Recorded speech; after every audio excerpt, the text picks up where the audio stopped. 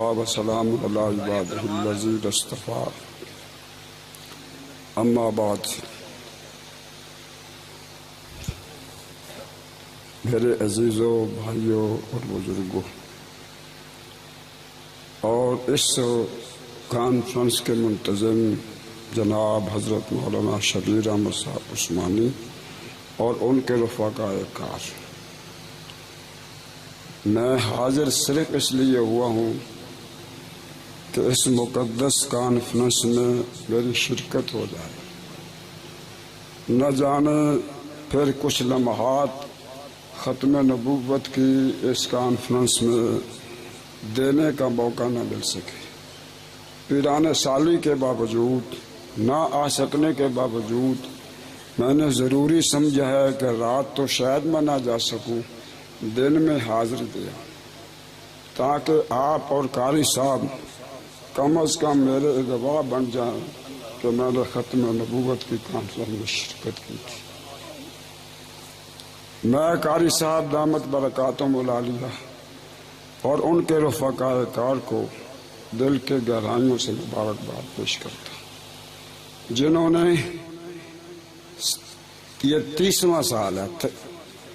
29 سال گزر چکے ہیں، 30واں سال ہے کہ جنہوں نے 7 ستمبر کو جو اہل اسلام اور امت مسلمہ کے لیے بقرعید اور عید الفطر سے بڑھ کر خوشی کا دن ہے۔ اگرچہ مسلمانوں کے لیے رمضان شریف کے بعد عید الفطر کا دن بڑا خوشی کا ہے، اور پھر حج کے گزرنے کے بعد قربانی کا دن یہ عید الاضحیٰ، یہ بڑی عظمت کا دن ہے۔ اللہ کے پاک پیغمبر نے بڑی ان کی عظمتیں بیان کی ہیں، لیکن میں سمجھتا ہوں کہ جہاں ختم نبوت کا یہ 7 ستمبر کا دن ہے، میں عرض کرتا ہوں کہ یہ سب کی بڑی فضیلت رکھتا ہے۔ الحمدللہ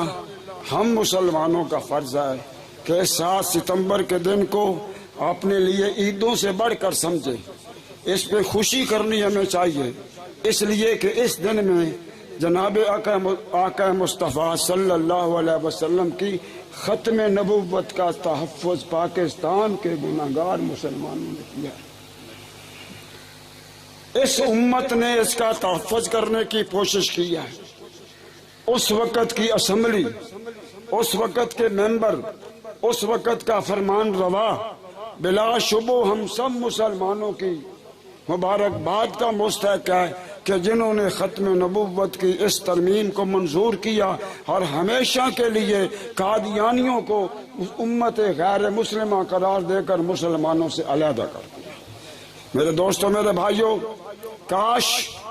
میرے یہ پاکستانی گورنمنٹ عملی طور پر جو ہمیں ایک سکم نظر آتا ہے،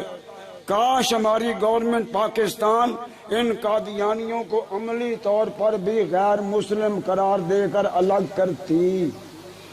جیسے ہندو الگ ہیں، جیسے عیسائی الگ ہیں، جیسے سکھ الگ ہیں، پارسی الگ ہیں، میرے دوستو وہ تو کافر ہے ہی تھے، یہ مرتد ہے، یہ ان کا کفر ان کے کفر سے بدترین قسم کا بڑھ کر کفر ہے۔ ان کو الگ کرنا ہماری گورنمنٹ کا یہ فرض ہے۔ ہم درخواست کریں گے اس موجودہ وزیر اعظم سے، اگرچہ وہ عارضی وزیر اعظم ہے، لیکن اگر وہ یہ عارضی وزیر اعظم ہونے کی حیثیت سے اس کا عملی نمونہ پیش کر کے چلا جائے تو میں سمجھتا ہوں وہ سب سے عظیم ہوگا۔ میرے دوستوں، میرے بھائیوں، ہمارے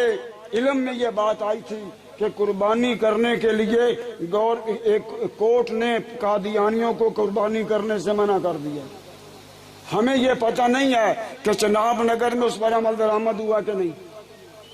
اگر عمل درآمد ہوا ہے، جنہوں نے کرایا ہے میں ان کو مبارکباد پیش کرتا ہوں، اور اگر کنہوں نے اس پر عمل درآمد نہیں کیا تو میں ان پر اظہار افسوس کرتا ہوں۔ میرے دوستوں، میرے بھائیوں، آخری طور پر میں پھر جناب قاری شبیر احمد صاحب عثمانی کی خدمت میں اس جلسے کے انعقاد پر ان کو مبارکباد پیش کرتا ہوں اور دعا کرتا ہوں کہ پروردگار عالم اس جلسے کو ہم سب کے لیے نجات کا ذریعہ بنائے۔ والسلام۔